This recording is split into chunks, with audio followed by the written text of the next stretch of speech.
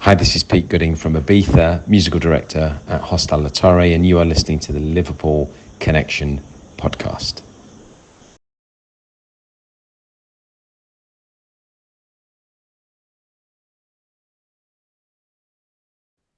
Hi, everyone, and welcome to another episode of the Liverpool Connection podcast. I'm your host, Daz, or Darren, whatever you want to call me, as long as it's not dickhead.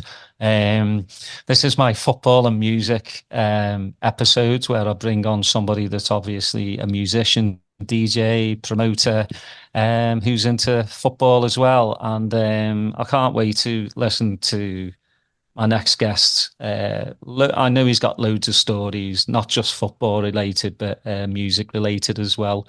He used to be the general manager of Three Beat Records, and if you were around Liverpool in the early 90s, you would know this record store. It was the hub of basically club culture, especially for me, especially on a Monday. After me hangover on the weekends.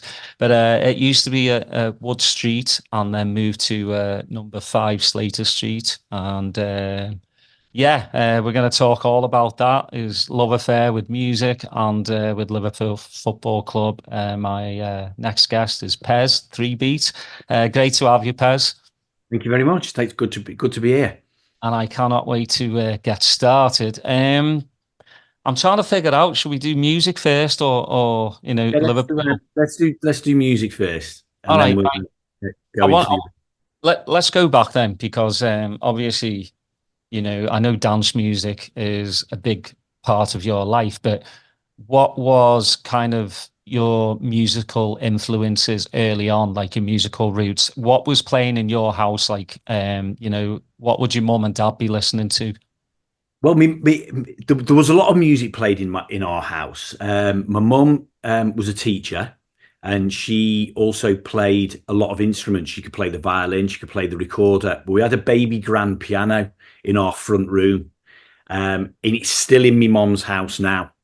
It's been there for in my entire life, so that's 56 years. It was probably there for a few years before that as well. And I always remember my mum playing it. I remember the kind of music that she would play on it. My mum and dad were both into kind of folk music. My dad was a Morris dancer. So from a musical influencing point of view, the music that they was listening to did not influence me at all. But it did. There was a thing of where there was a connection that they had with music, and I felt that there was a connection to music. Just for me, it just wasn't that music. I grew up in the era of Top of the Pops, where Thursday evening came, the entire country was sat round their TVs watching and absorbing music and seeing what was going on. And there was lots of things from watching Top of the Pops that then did go on to influence me. I had a few 7-inches bought for me as I was growing up. Little Willie by the Sweet, records by Slade, Convoy, some mad record with two guys on CB radios chatting away to each other with some kind of song thing to it. Weird novelty kind of nonsense stuff. But the first things that really properly connected with me was electronic music. And it was things like, so the first record that I ever bought was a 7-inch single of Gary Newman, Cars. And I'd seen him previously in Tubeway Army on Top of the Pops. And it was just like, what? Who's this?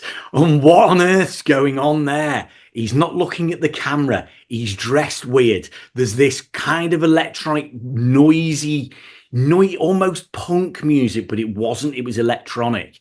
And there was things like that kind of like really influenced me kind of like early on. But probably the first artist I kind of fell in love with was Adam and the Ants. And there was something about the theatre of how he dressed up and how the band dressed up that kind of somehow captured me, and off I went down that route. And years later, when I was thinking about, it was someone. I had a conversation with someone probably in the late 80s about, like, what influenced you and how did you get to where you got to. And I think one of the things that sort of clicked with me was this electronic music, and Adam and the Ants did actually lead me towards house music, because Adam and the Ants had two drummers. Have you ever heard of a 5-piece band with two drummers?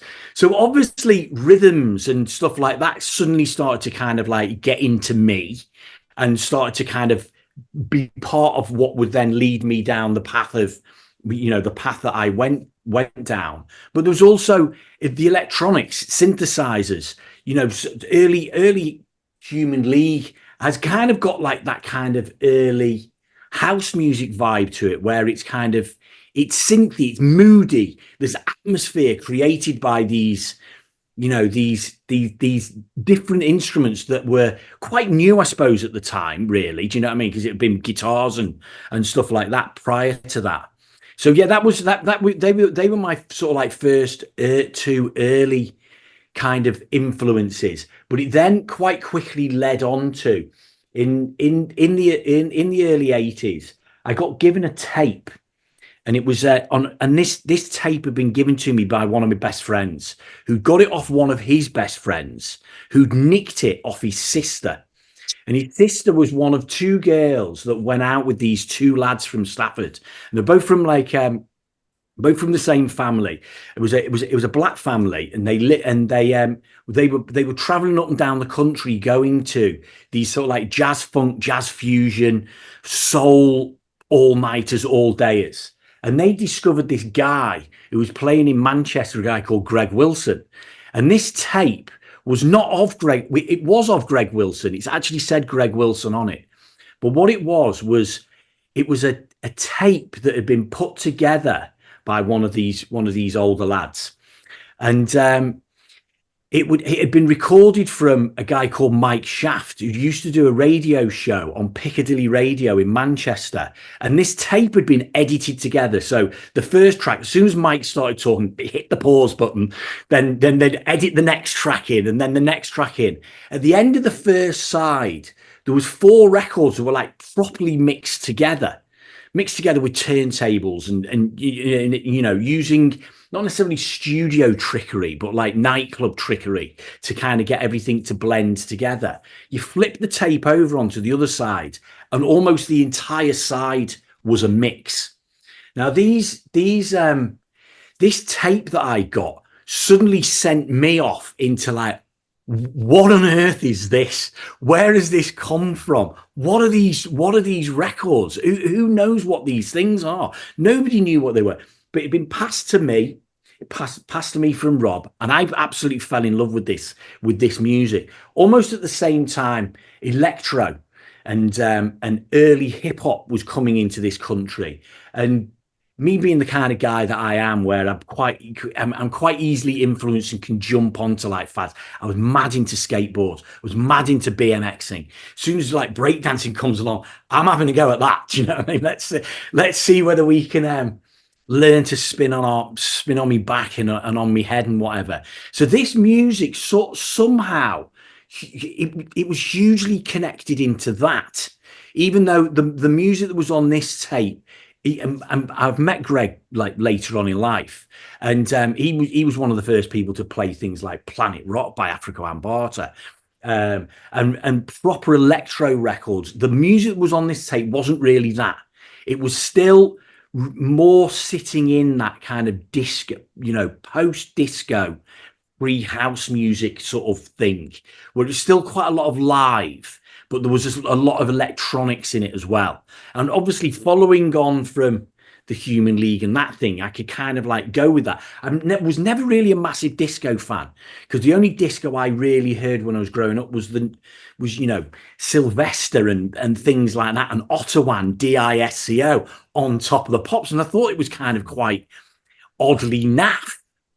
Obviously in later life, you can kind of go back to that disco thing and go, hang on, well, you get underneath and you sort of like dip underneath the surface, you can kind of find some of the some better music. It's not it isn't just that pop stuff. Well, yeah, so that was sort of like my early kind of like getting into everything. But it's funny because there's a lot of I watched one of your podcasts with Mark Archer that you were talking to recently. Mark was from Stafford, and all of the story that Mark was telling, I'm sat there with a big grin on my face, listening to it, because Mark and me we were in the same breakdance crew. Do you know what I mean? We used to hang around together. He was this guy who'd come from a little village out of Stafford, so he wasn't kind of connected so closely to me and Dean. And Dean's the lad from Bizarre Inc. who Mark went to the recording studio with back in those days. It has this kind of there's lots of things that kind of like click and connect together with and I think that's one of those wonderful things about music is it does pull people together. Well, 100%. I mean, that's the thing. I've had Greg Wilson on as well, and he's an encyclopedia of music. Yeah. And him coming from the background of not just electro, but Northern soul, disco. And it was great to hear his stories, but it was great to hear Mark's stories as well. I'm a big fan of Nexus 21 Alternate. I mean, why wouldn't you be? They're originals, and it was just, I'm glad I still have like a good memory of those good old days. It's kind of like you want to sit on your porch on a rocking chair and tell your grandchildren about like the rave scene and the early days, and then you're just going to get told, "Shut up, granddad, you old fart." Yeah. But because I know before you like properly like DJ'd, you were more of like a collector. Like probably most of us, I'd go into the record store, whether it was Woolworths or whatever, to pick up a 7-inch, the new Depeche Mode, New Order, Erasure. I used to steal off my sister and get caught. Her collection would go smaller and smaller, and it was in my room. When did it really start to like, especially DJ wise for you? So you're completely right when you're going on about the collection thing, and I had a really similar sort of scenario to like Mark. Mark was explaining to you how he learned to DJ from playing a cassette on what he only had one turntable. Well, I luckily, because I got one off Dean, had two turntables, one with a pitch control on it, albeit like a little knob, and it was a belt drive, and the other one didn't. So I had this thing of learning to DJ where I'd start my first tune on the one that would only play the one speed, mix the next one in, and then once I'd done that and I'd got that, I'd then stop everything, take the record off of that one, put it onto that one, so I could then go to the next one. And I didn't ever build tapes or do tapes like that, but I was learning to build sets.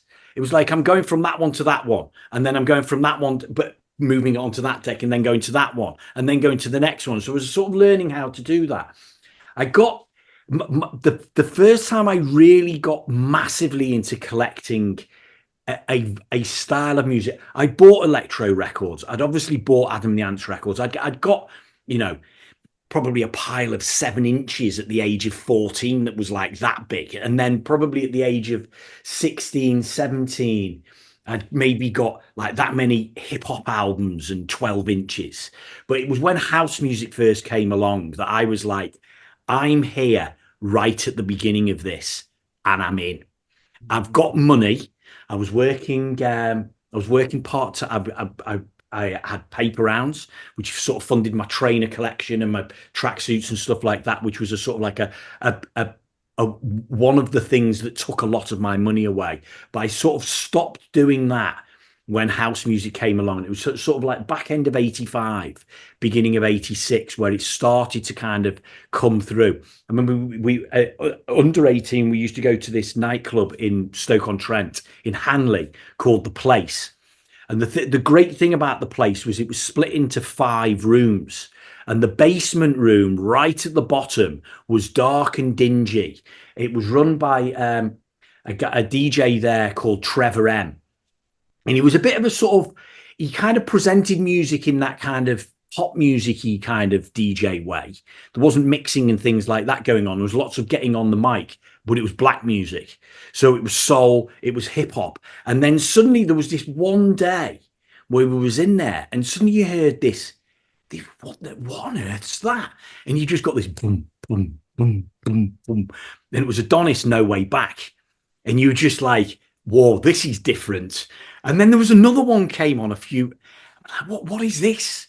And we go and start speaking to a few people. We knew a guy called Daz Willett. And if you came across him, he used to be he was a big rave DJ back in the day. He was also one of the resident DJs in there on a Sunday evening, which was this under 18s thing. So we were saying, Dad, what's this that he's playing? He goes, it's called house music. And it was like, right, that's it, we're off. So, next weekend, where did we go? I think we went to Wolverhampton and went to Ruby Red Records. And we went in there and we was looking around, trying to find this stuff. And there was a section in there called the house music section. They had about 10 records in there. And I think that was the thing. It was like, I knew I was onto it really, really early doors. This is pre-acid house. This is where this music was played in black clubs. It wasn't even in gay clubs. It was purely in black music clubs. And the only places you could buy this music was in clubs in record shops that sold predominantly black music, or they had big black music sections. It was where you could get hip hop imports and soul imports and stuff like that, and maybe even go-go and things like that back in the day. And it was just, for me, it was just a continuation of black American ghetto music, but it was different. It come from Chicago rather than it coming from New York or when later on when the West Coast suddenly started doing hip hop and things like that, and it had its different flavor. It was different to all that. It was this other thing.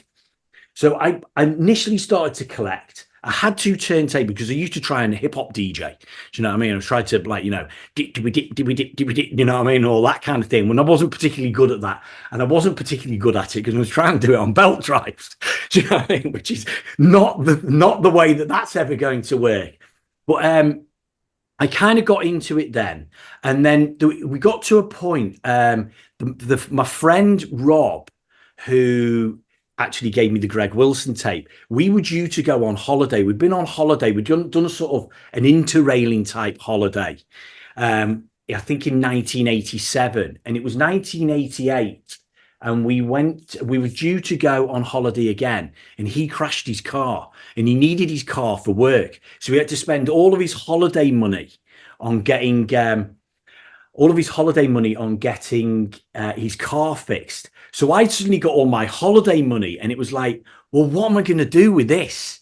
And I think it was Dean said to me, you should go and get some Technics. And I was like, yeah, I should do that. So I went and bought my first pair of Technics turntables. They're £237 each, which is quite mad when you think about how much they are nowadays. So I bought 2 of those. I got some new speakers, I think the week or so after. And off I went into that. But prior to that, I had 1 gig. There was me and Dean, Daz Willett, and a guy called Colin Curtis. And you probably come across him because he might have been mentioned by Greg. He was a DJ who was older than Greg in the Northern Soul kind of era. But he'd also drifted through all variants of sort of black American underground music. And he'd found himself at house music as well. And they put this, him and Darren had put this night on. I've got no idea what it was called, but it was in a place called the Roxy Roller Rink in Hanley. And the Roxy Roller Rink ended up closing, and it became the club where Golden was in the early 90s. So my first gig was in there, but I was playing on Technics. And the problem I had was I'm used to being able to manipulate the record on a belt drive. I used to use my nail. They used to spin me nail round on the label. If you go look at some of my old records, they've got these weird scuff marks on the label from where I was going like that with me nail to try and keep them in spin. But these things were like rock solid. They stayed at the tempo they were set at. So you needed to use the pitch control way more, and you had to manipulate the record on the platter in a different way, a way that I didn't know. So I did this gig, and I absolutely hated it. I came out of the club afterwards. I was nearly in tears.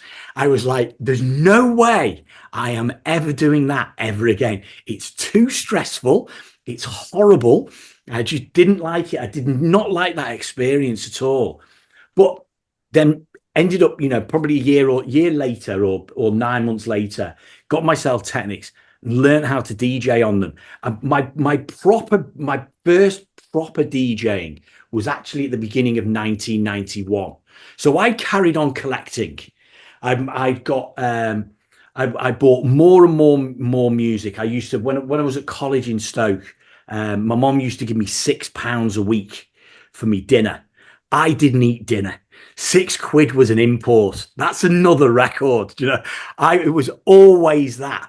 I'd go and work in Daz Willett's record shop at lunchtime sometimes, or maybe I'd have like a few hours off of lectures and I'd go up there for 4 hours and help him out, and he'd give me a record. It was anything for my record collection to grow and become bigger. I just was obsessed with hearing everything. I wanted to hear it all. I wanted to hear it first. It was just this insane passion that just drove me on to wanting to have more and more records.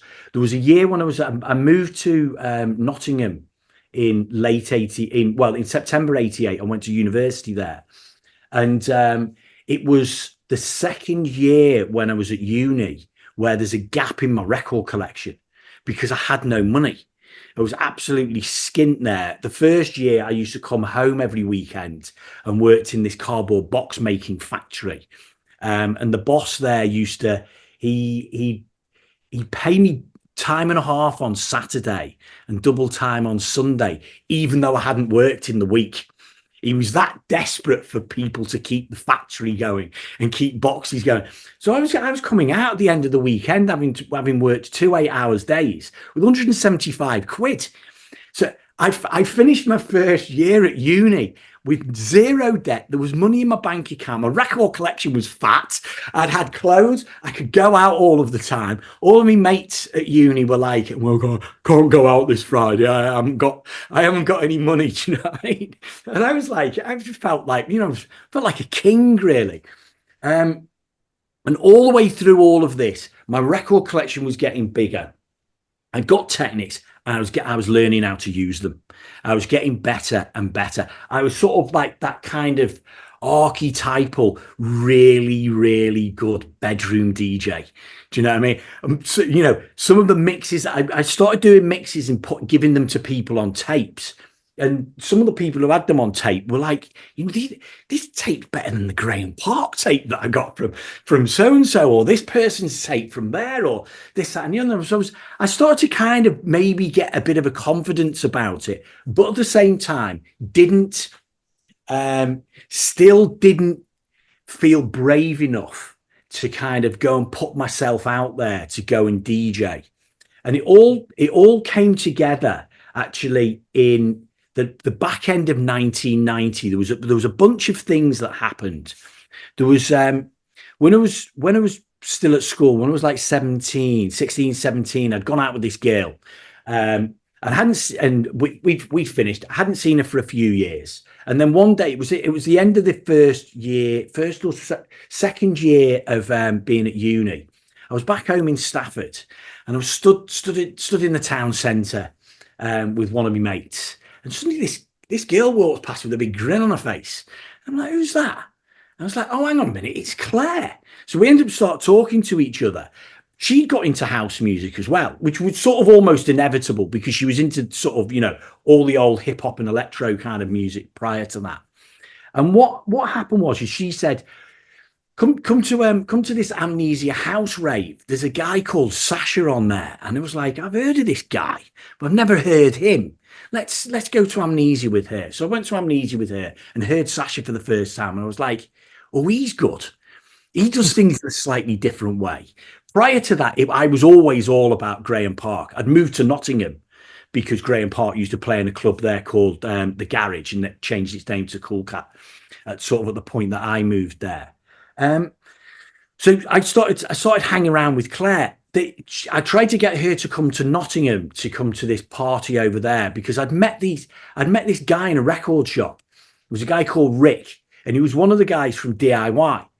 And it was late one Saturday afternoon. I was stood in the record shop, and Rick came in and he got these flyers for this rave that they were putting on called Rhythm Collision 2. And he was telling the guy behind the counter this story of what someone who was doing a PA had cancelled. So they'd got somebody else to cover for them, and it was Bassomatic. They'd got 10,000 stickers made, stuck them all on one by one onto these flyers. And the following day, Bassomatic cancelled. So they'd wasted all this time and money getting these stickers done. So I think it was quite an annoying. He was quite annoyed as he was telling this story, and he gave me one of the flyers, and I turned around, and on the flyer was Nexus 21, right?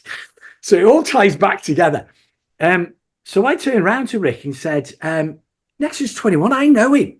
That's Mark Archer. And he goes, how do you know him? I was like, we used to hang around together and blah, blah, blah, blah, blah. So telling him his story, and he was like, where are you from? And I was like, Stafford. And he goes, do you ever go to Shelley's? And I'm like, yeah, I go there quite a lot. And he goes, okay, could you take some flyers there?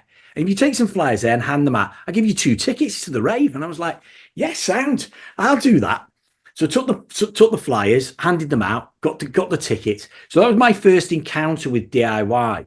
I tried to get Claire to come to this rave, this Rhythm Collision rave. She didn't come. A few weeks later, she rings me up and she goes, we found this nightclub in Liverpool, or it's just outside of Liverpool, called Quadrant Park. We're going to go up. Do you want to come with us?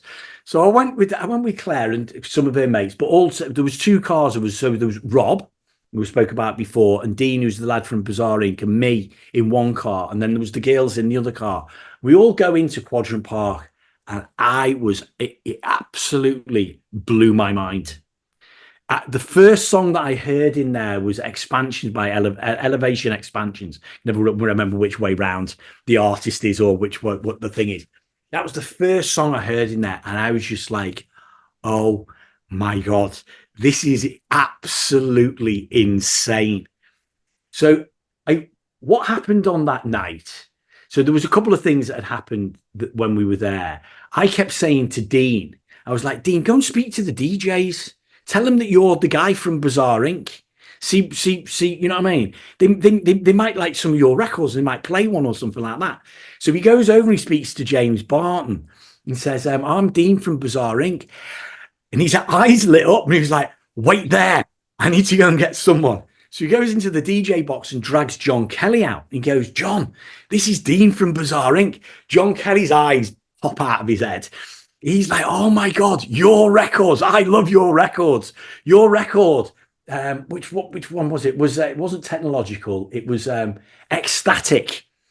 Bizarre's theme and Ecstatic were on this 112-inch. He goes, it's been my secret weapon in here. And he goes, wait till I play that later.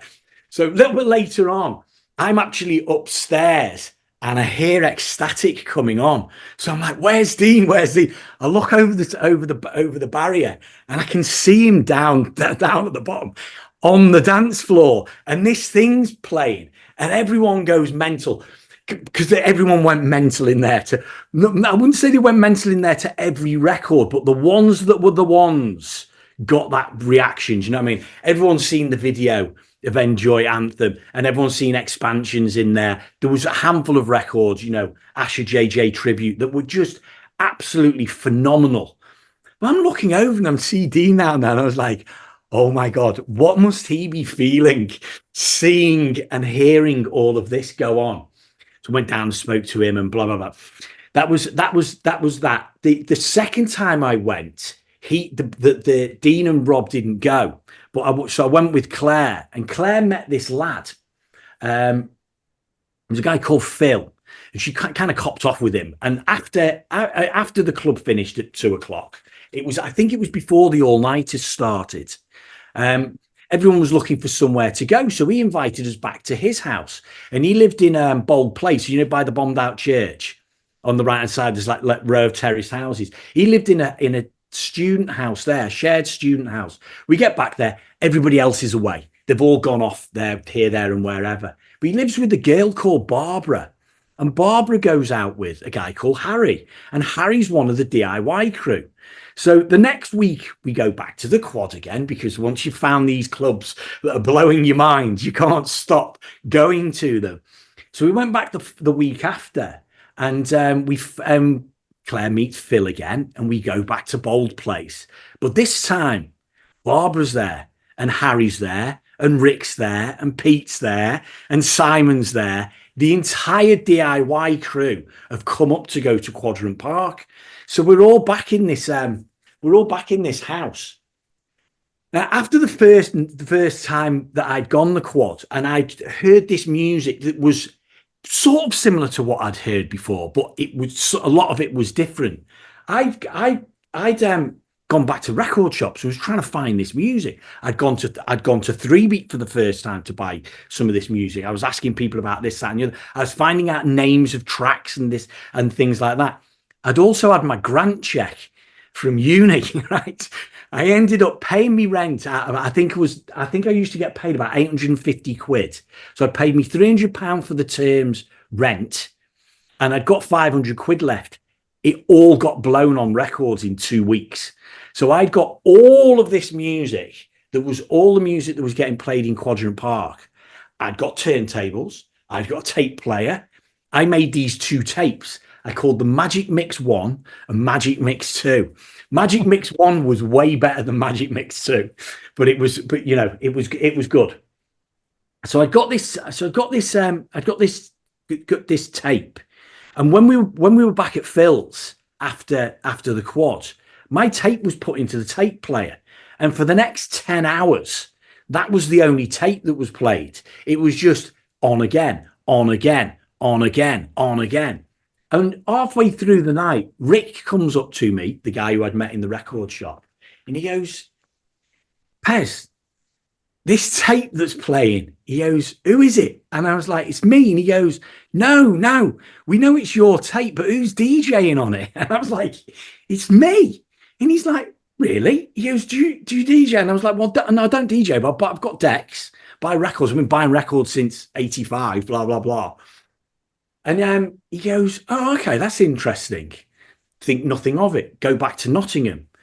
A few days later, I think it was like on the Tuesday evening, somebody's a knock at the door.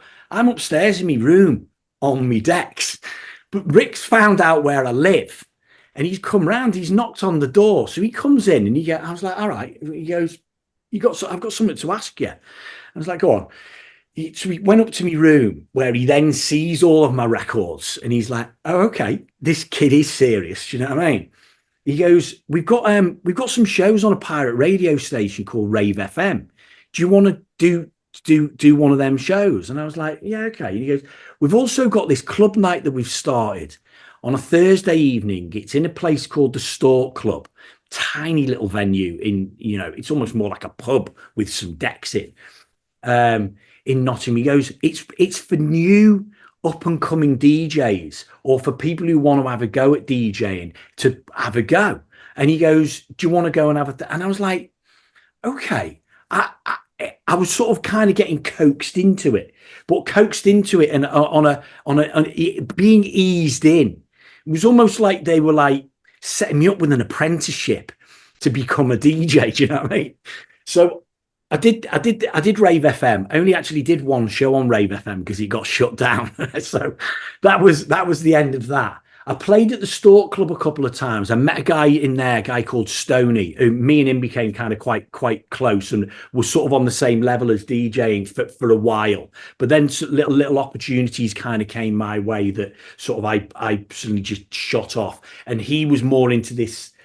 His musical style wasn't as mainstream's not the right word for me to say, but like I would play, bigger clubs, bigger club music. Do you know what I mean? He was always way more specialist.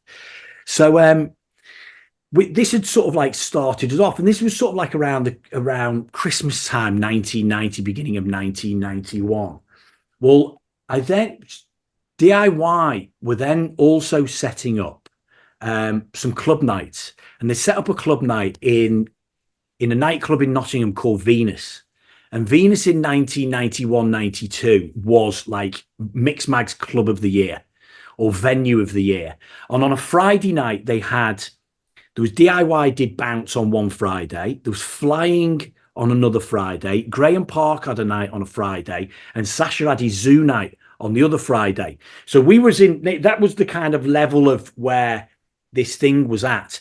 The first Bounce night was on, I think it was some point in February 1991, and the guest DJ that they'd booked was Sasha. And Sasha couldn't get there. He played in Shelley's earlier, and he was supposed to be coming over to Nottingham from Stoke, which is only about an hour away. He couldn't get there because of the snow, because the weather was terrible. So I suddenly get a tap on my shoulder from Harry, and he's like, "Pezz, you go home and get your tunes. Sasha can't make it." And I'm like, I'd gone in there with Claire, who was seeing a guy who sold substances. So I was already worse for wear at this point. I go outside the club and get in my Mini. There's like about that much snow on the ground. I've got to drive back, with everything going on, and get home, get my records, get them back into the car. I then can't drive my car. I'm like, oh my word, this is insane. I can't even get back to the club. I've got this opportunity. I somehow managed to calm myself down after like about 10, 15 minutes of probably huffing and puffing in the car. As you know these experiences. And I managed to get back to the club. I then go in. I have to go and get Rick. And I was like, Rick, I can't see. I'm not going to be able to DJ. I can't carry me tunes. Can you go and get them out of the car? It's parked outside. So he goes and gets me records. Don't worry, Pezz, you'll be fine. So he brings them in, puts them in the DJ box. I'm then like, how am I going to do this? And then I think to myself, okay, let's go simple. I'd done a tape recently, and I was like, right, just play the first 5 tunes off your latest tape. You know where you're starting. It's got a bit of an intro. You go into that and da da da da da da da. First tune I played was Evolution, Take Me Higher, Sasha remix. Second tune was Bizarre Inc. Playing with Knives. I can't remember what third, fourth, and fifth were, but this was the beginning of this tape. And I think when I'd got to the third or fourth record, I'd calmed down and everything was good. And I was off. There was 2 lads stood next to the DJ box, and one of them leaned over and was like, "Where's this?" Before I went on, it was like, "Where's Sasha?" I was like, "He can't make it because of the snow." You just see he was destroyed. Do you know? It was like, oh, it was the worst news that this lad could have ever heard. He turned to the other lad and he goes, "He's not coming because of the snow." And then he turned around and said to us, he goes, so who's DJing then? And I was like, "I am." He goes, "Who are you?" And I was like, "Pezz." And he goes, "What do you play?" And I was like, "You'll wait and see." Do you know what I mean? It was one of those. These 2 lads were both called Adam.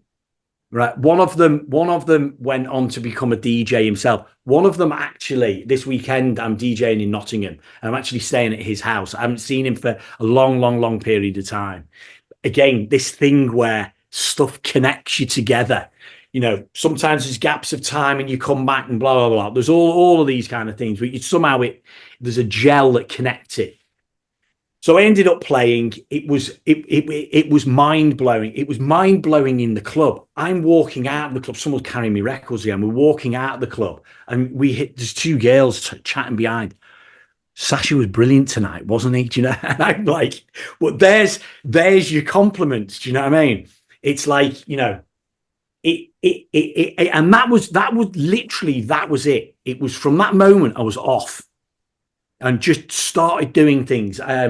Dean, who's the guy from Bizarre Inc., because I've been really, really good mates with him, I ended up sort of becoming Bizarre Inc.'s DJ for a while when they were doing PAs, rather than it being, because they'd had a few sort of like really annoying scenarios where they'd gone into clubs to do a PA, and just before they'd go on, someone would drop playing with knives.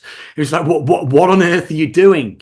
So I said to them, well, like, look, if I go on before you, I'll set it up right. I'll get it going, and then just before you come on, I'll just take it down. So as soon as you come on, as soon as your MC gets on the mic and starts doing all of that, it can start to kind of, take off and go and do its thing. And we did that. And the only time I played in Shelley was part of Bizarre Inc. The only time I played in the Eclipse was part of Bizarre Inc.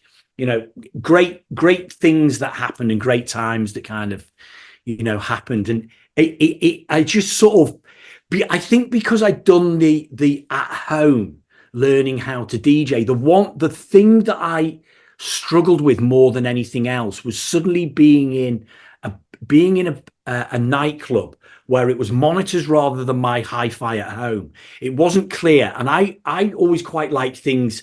I'm not one for insane volume. So I'll always go in and I always turn in the volume down on the headphones. I'll usually turn the monitors down as well. Some people want everything cranked to be, and it loses that, your ability to pick things out and know where things are going. So the biggest struggle I had back in those days was actually going into a different environment and getting my head around that different environment. I think I had a gig this year. I was playing in Glastonbury and playing on this stage. It was one of the big outdoor Block 9 stages called Genesis. And as soon as I go in there and plug me, I was on after a guy called Gerald, plug me USB in. I'm starting to find the thing. And I'm like, oh my God, this is weird. Because it's built with scaffolding and like these big panels, all you can hear is... I'm like, how am I going to be able to mix and pick anything out here? And it was really difficult to try and dial in the balance of the volume of the monitors and the volume of the headphones. But as soon as I got it sorted, and as soon as I was 3 tunes in, I'm like, okay, I've got this. But it really reminded me of how it used to be, because nightclubs nowadays and every technology and everything has moved on so much that you very rarely find yourselves in this, in a shit show of a kind of setup. The Shelley setup was a nightmare. There was a monitor in the ceiling above your head that didn't work. So you were having to DJ off a wall of speakers that were like, 30 yards away. And I got onto the DJ box before I went on. Dave Seaman was playing. And I'm like, how do you mix? And he goes, you have to scratch them in. And I'm like, go on. And I'm like, what are you going on about here? And then I watched him.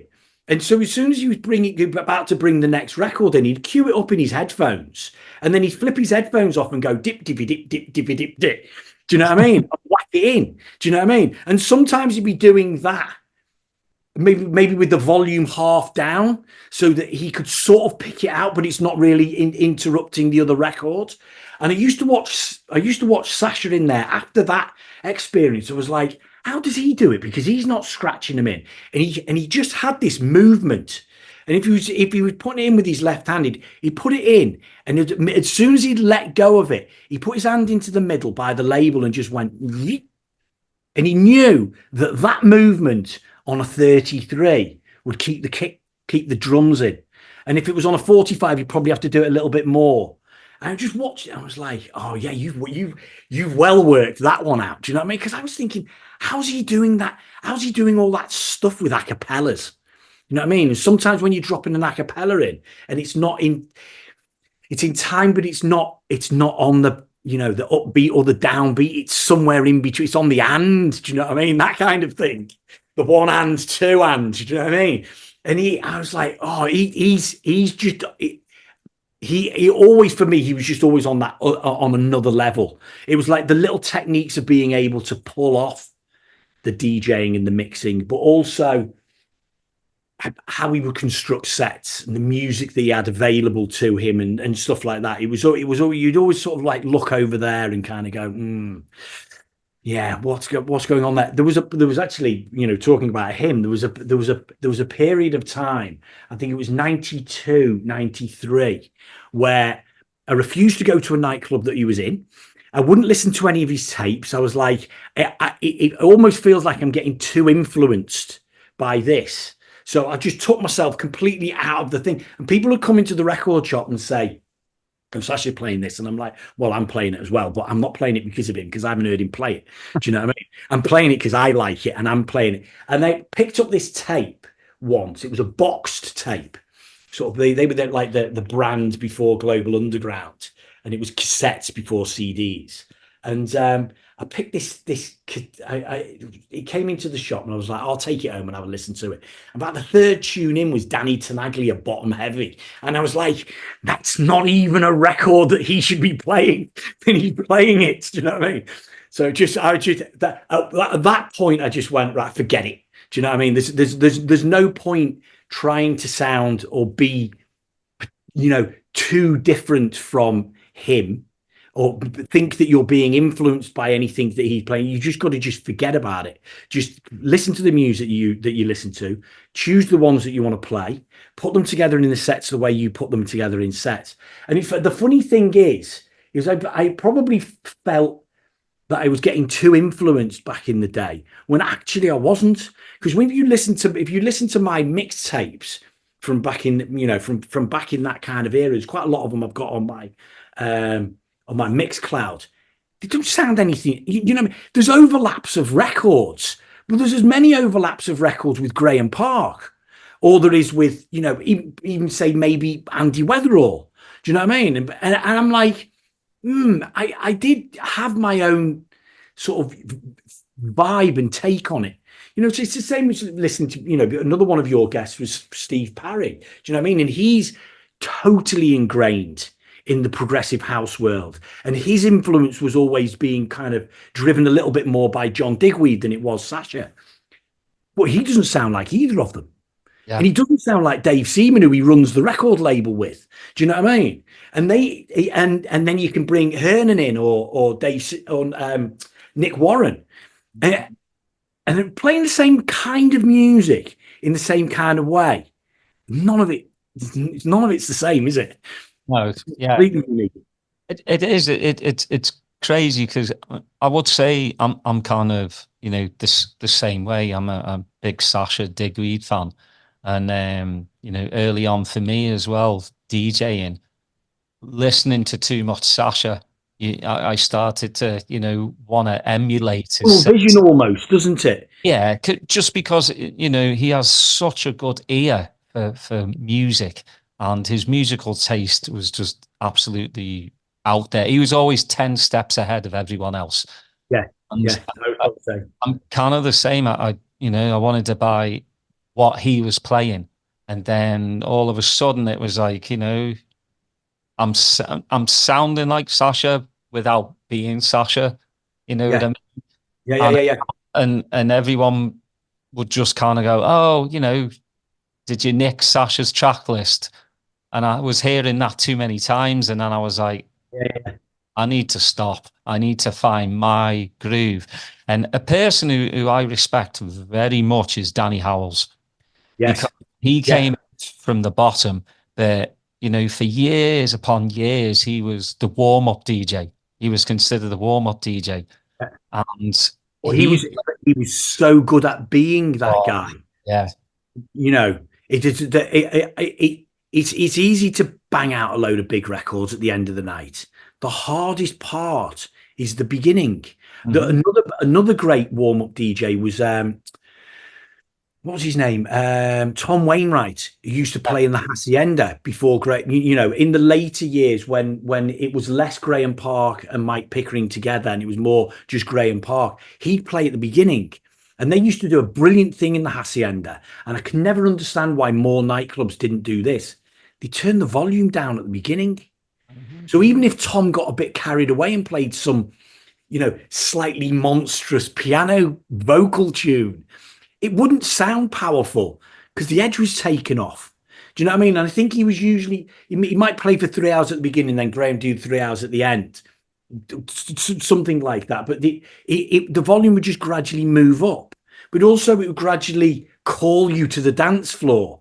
But you also need the DJ to be playing music that he's gradually calling you to the dance floor. You get in there and you're kind of like, yeah, here we go. We're ready. We're ready. Let's go and get me drink. Let's go and get myself set. Oh, there's so-and-so. I haven't seen him for a while. Go and have a chat. And your head starts nodding. And then it all just gradually comes to you, doesn't it? And you gradually go to it. And it pulls all of these things kind of pull together. But yeah, Danny was absolutely... He's one of those DJs who's, I think for people like us, we rate him, but I think generally he's probably a little bit underrated. You know what I mean?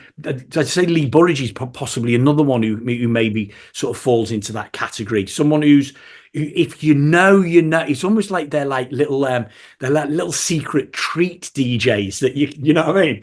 The whole world hasn't quite cottoned onto, so you can kind of keep them to yourself and it's all a little bit special. Yeah. One of my good mates is Pete Bones, Pete the Shaker. Yeah, okay. Yeah. Red Ant and Ugly Bug. And,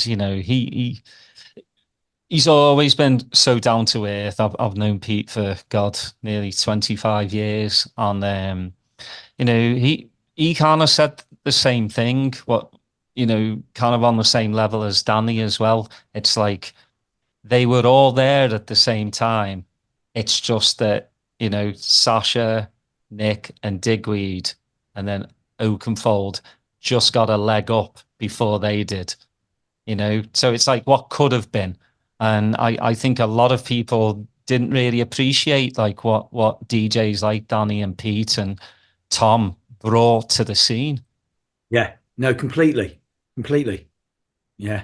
And for you, obviously 3-beat, massive part of your life as well, as was mine and my bank account. Like I said, Mondays at 3-beat were just hell on earth. Everybody jumping over each other for tunes. So moving to Liverpool, when did that happen for you? So after Nottingham, I trained in Nottingham to be a quantity surveyor. It was 1991.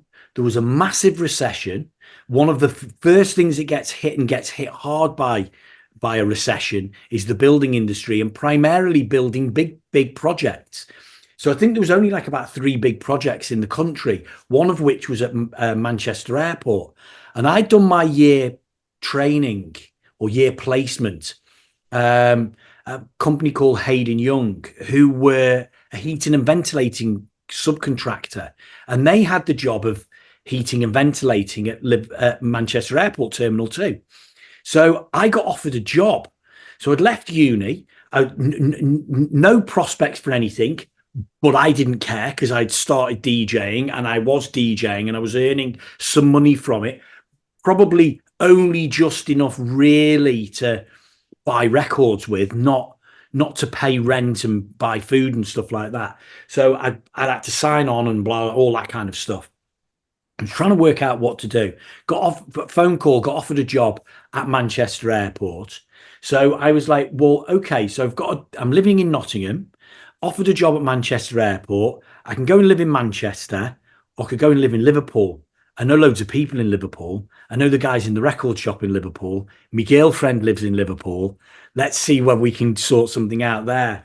And I was lucky that my girlfriend, her best friend, who she shared a flat with, was leaving to go and work. And this was in May, beginning of May '92. She was going to work in Greece or some holiday resort and go and do a summer holiday working thing. So my girlfriend had space in her flat, so she was like, well, you can come and move in with us, pay off the rent. I was like, okay, sound. So I took this job working at Manchester Airport. Still had my little Mini, so I used to drive down the M62 and the M6 and the M56 to get to Manchester Airport. Did that for about 9 months. During this period of time, I was buying less of my music in Nottingham, although I was still buying a lot of music in Nottingham because I was DJing for DIY, who had monthly nights and fortnightly nights in various clubs there. But they also was doing lots of things in places like Derby and Leicester, Loughborough, Sheffield, which was all kind of near there. So I'd maybe go and play in a nightclub in Sheffield on a Friday night. And it's like, well, I'm more or less in Nottingham, go and see me mates in Nottingham. I'll go and buy some tunes in the record shop in Nottingham. So I've got different records from that environment that I can take to Liverpool. And then sometimes there'll be a different sort of vibe from the records I'll be buying in Liverpool that I'll take down there. Do you know what I mean? So it was try and find as many different pieces of music as I possibly can. So that was my move to Liverpool. And then there was a situation, there's a really big DJ from Liverpool, a guy called Vertigo. I'm sure you know Vertigo. And I used to hang around with Steve a lot. And Steve was working at 3Beat part-time. They wanted him to go full-time. They also wanted him to become the manager of 3Beat. The guys who owned it had seen the way the Eastern Bloc was in Manchester, that the people behind the counter, if they've got some sort of vibe to them, they're DJs, there may be someone who's on the radio, they've got to, then the customer who comes in will trust them more. And I guess there is some sort of truth within all of that. And so what happened was, means I'd gone and DJ'd somewhere on the Friday, and then Steve had DJ'd somewhere on the Friday. On the Saturday, I'd come back to Liverpool, and he was DJing again somewhere. So I'd gone off with him. It might have been somewhere like Charnock Richard. There was what was it called up there? Park Hall. There was a club up there. I think he might have played there. So I'd gone up there with him, come back to his. There'd been a bit of a sort of afters at his. Gradually people had left, and it got to the end. It got to sort of maybe about 4 or 5 o'clock on Sunday afternoon. We was working out where we was going to get something to eat together or whatever.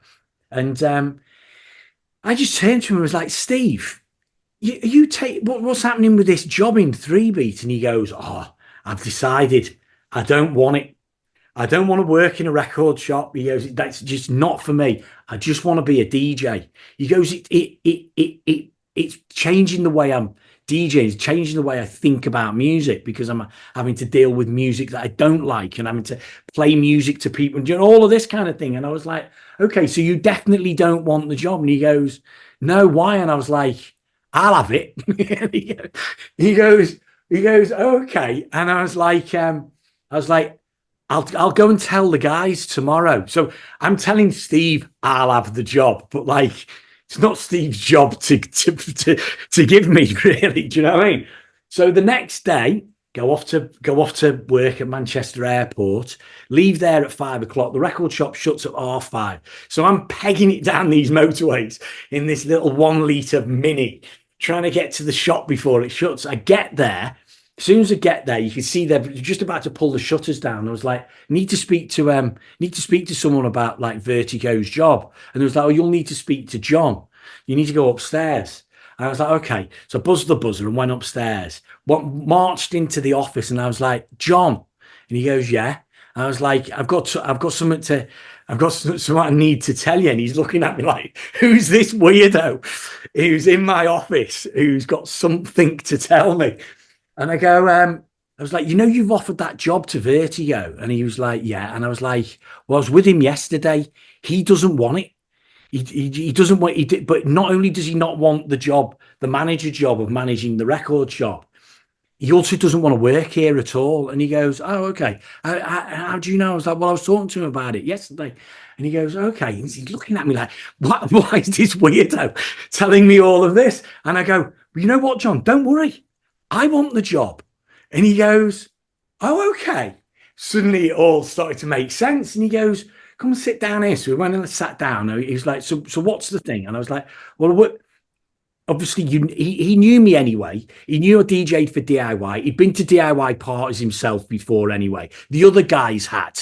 You know what I mean? I probably knew Dave and Phil a little bit more because John at this point was starting to properly move into running the record label. And Phil and Dave were the two guys from the three of them that were still in the shop all of the time. The first records that I bought from Phil.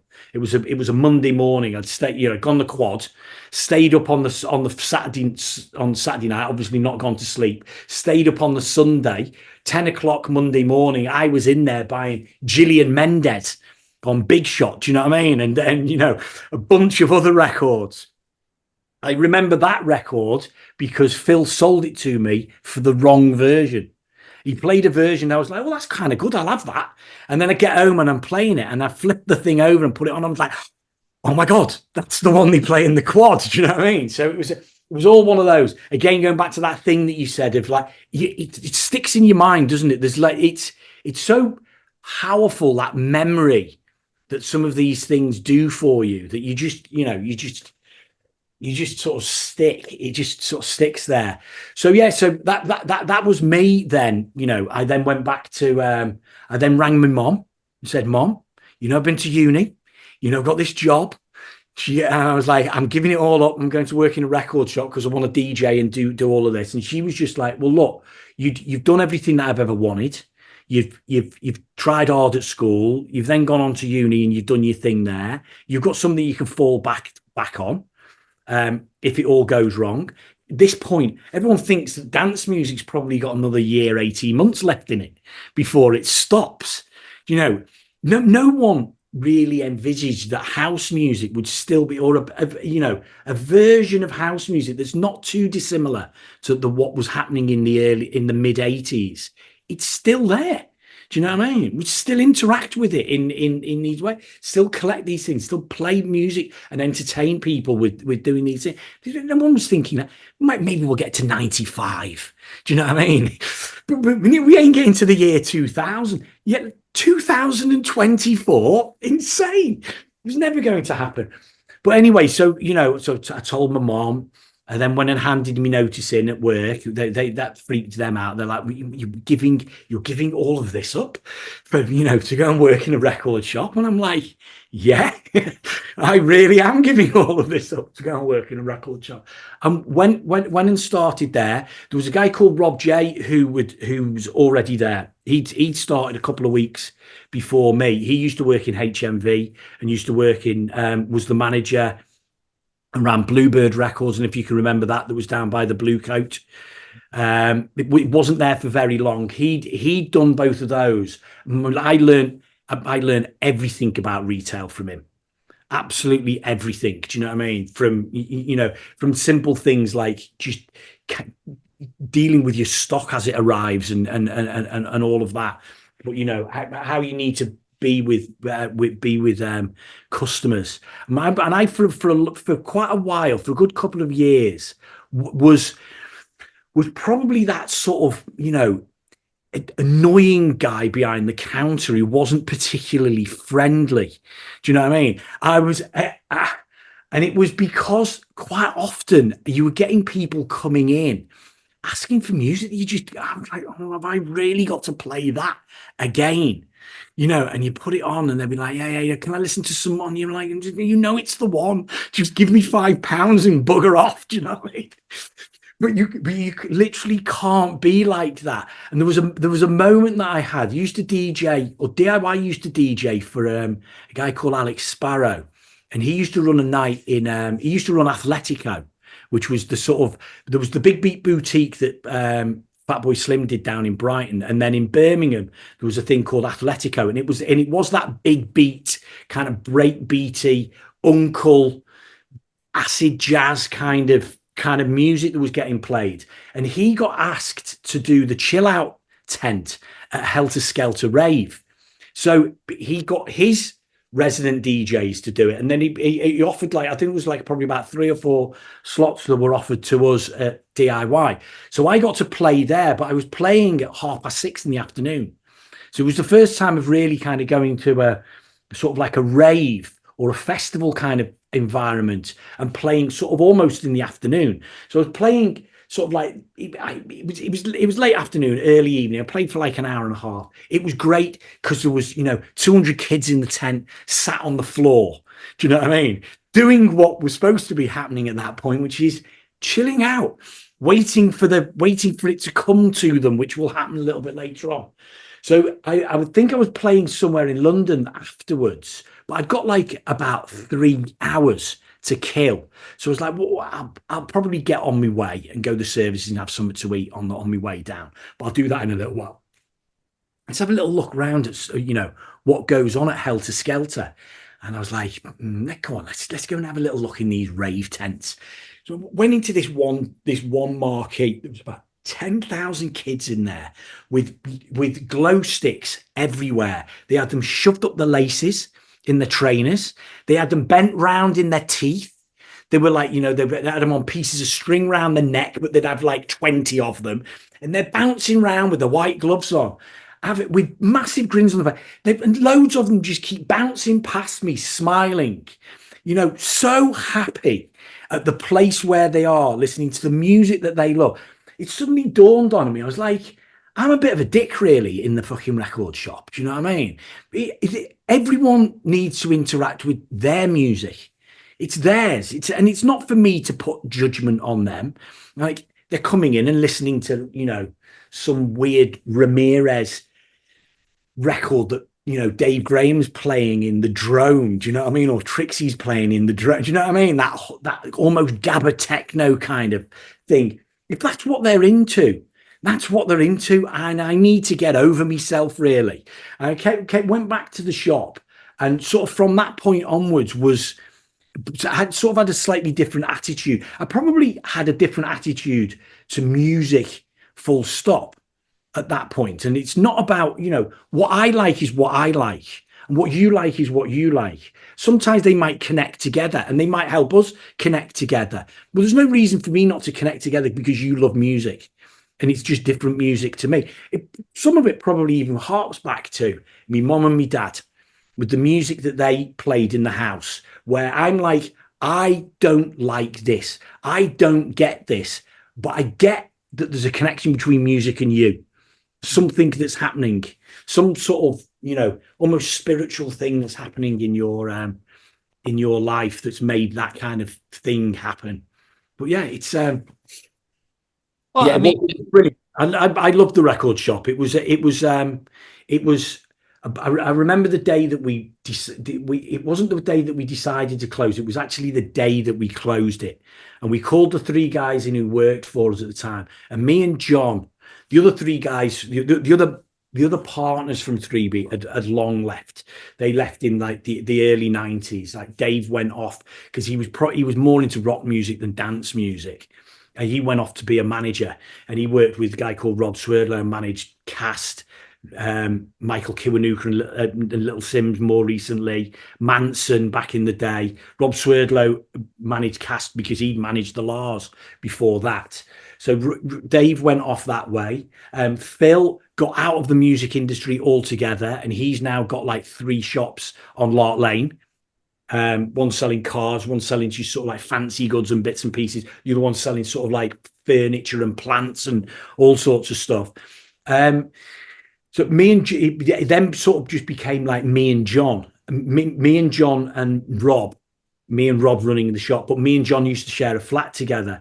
So this sort of like carried on. We then set up other companies. We had this thing called 3 Beat Label Management with a guy called Andy Jarrett, and that ran for about 7 years, and that failed purely because a distribution company failed, and it was at the time where vinyl had started to dip. So shops were going, distribution companies were going, labels were going, everything was pulling everything down. in the end, we had to shut our record shop. And what we did, it sort of got passed on really to Thomas, Adam, and Jemmy, who were the three guys who were working for us at the time. Me and John hadn't taken any wages from the shop for over a year, so it was becoming this thing where it's like primarily me was spending a huge amount of time trying to keep this thing afloat, whereas whilst at the same time wasn't getting paid for it. We got a record label. And at the time, we had this situation. This was the thing that the straw that broke the camel's back for me. We had a record that was number 3 in the top 40, released me by a girl called Agnes.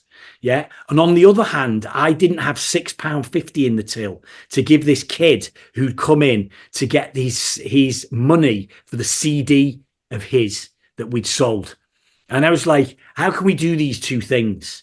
I was like, there's a company called the BPI, and they're constantly out there looking for when people are doing things sort of, a little bit illegally, bootlegs and stuff like that, amongst other things. And all these CDs, the only money really we were making in the shop was selling DJ Mix CDs, Anton Powers, Lee Butler, you know what I mean? And none of them were legal. So it was like, we've got a shop here selling legal goods.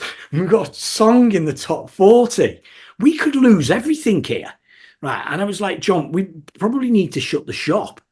And he kind of came round to the idea, because he wasn't keen on it at first, but we sort of like kind of, worked it through over a couple of months of chatting backwards and forwards.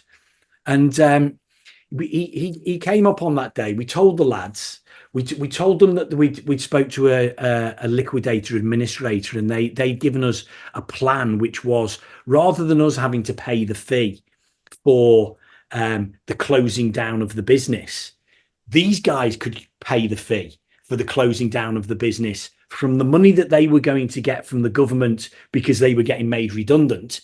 Because the government, if a company's going bust, the government pays redundancy packages to the staff.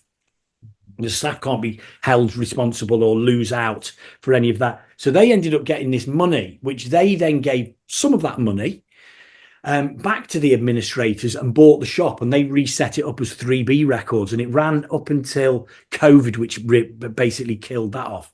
But I remember the day when we closed it, we'd spoken to Thomas. I was adamant that there's no way, if me and John can't keep this shop afloat, there's no way these three guys are going to do it. And as soon as we offered it to Thomas was just like, let me speak to me dad. Let me see if we can do something. Do you know what I mean? He just grabbed it with both hands. Do you know what I mean? And actually dragged Jemmy and Adam along with him. And they then took over the shop. But on that day, everyone gradually left. And I was the last person to leave. Pressed the button on the shutters came down. And I went back to the car park by the 051 and got into my car.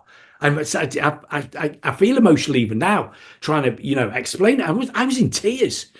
I was like 18 years of my life doing this thing, running this thing that sort of, it's so much part of loads of other people's lives.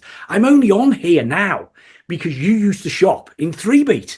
Do you know what I mean? It's, there's these connections that music and things around music, nightclubs, record shops, bands, artists, do you know what I mean?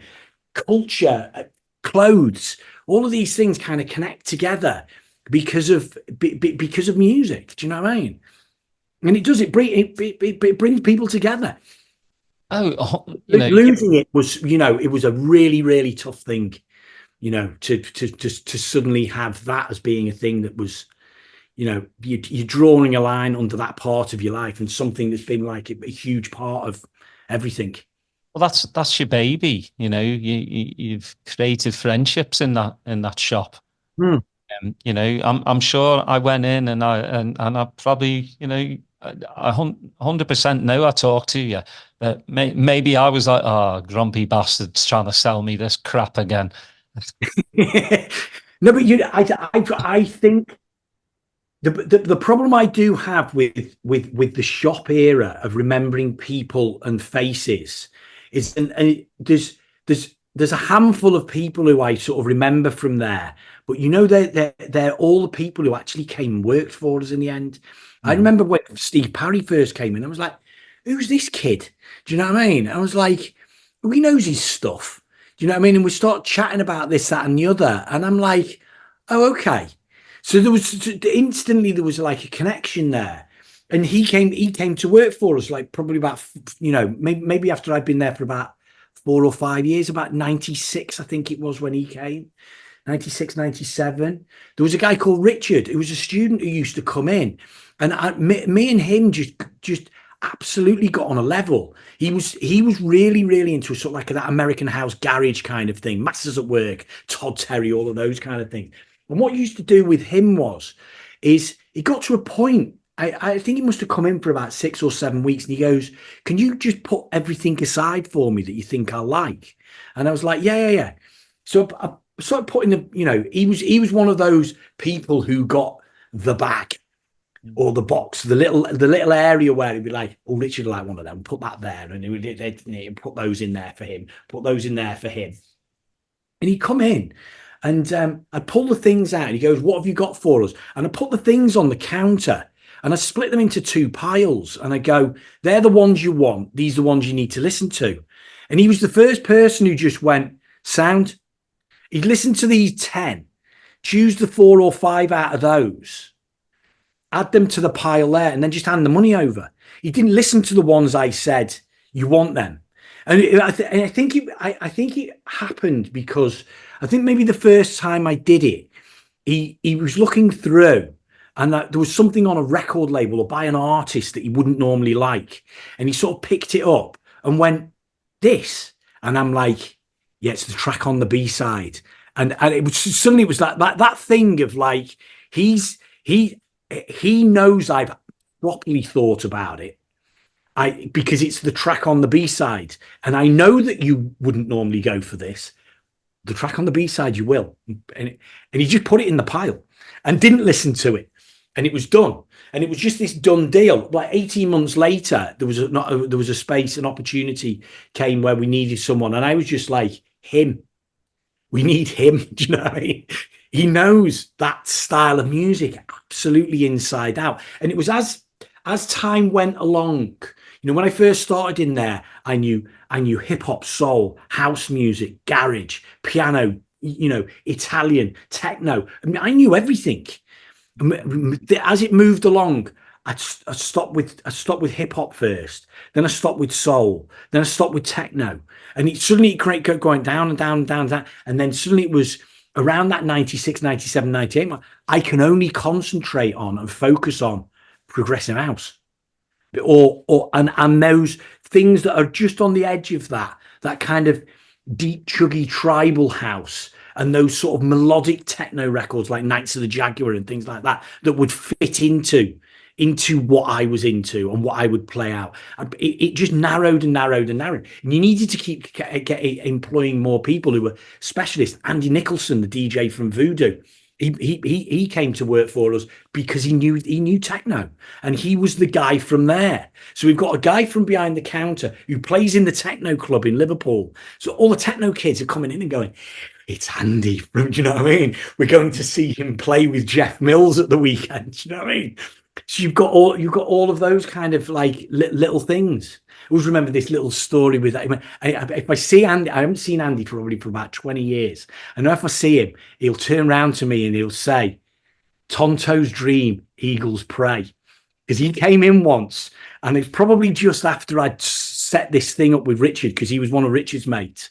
And I was trying to do the same thing with him. I was like, you want this? And he looked at it and he goes, it doesn't look like the kind of record I want. And I'm like, no, you want it. And I was like, okay, let me play it. I played it and he was like, no, I'm not sure. And I was like, right, give me £5, take that record home with you. And if you don't like it, bring it back. I'm like, but you are going to love that record. And he came in the following week and he had nothing in his hands. And he came in, he had a big grin on his face and he goes, it's really good, that record, Pezz. And I was like, yeah, okay.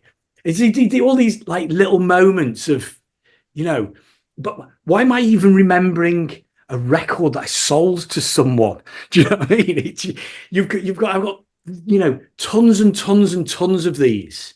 You remember what I remember one with Steve Parry. He came in once, and I was like, I was playing something in the shop, and he came in, and as soon as he came in, I went to take it off because I didn't want anyone to know what it was. And he goes, "What's that?" And I was like, I'm gonna have to tell him. And he goes, "What is it?" He goes, "It sounds like David Morales." I was like, "Yeah, it is. It's a Red Zone mix of Pet Shop Boys." And he goes, "You've got to sell me one of those." And I was like, "Can't get it here."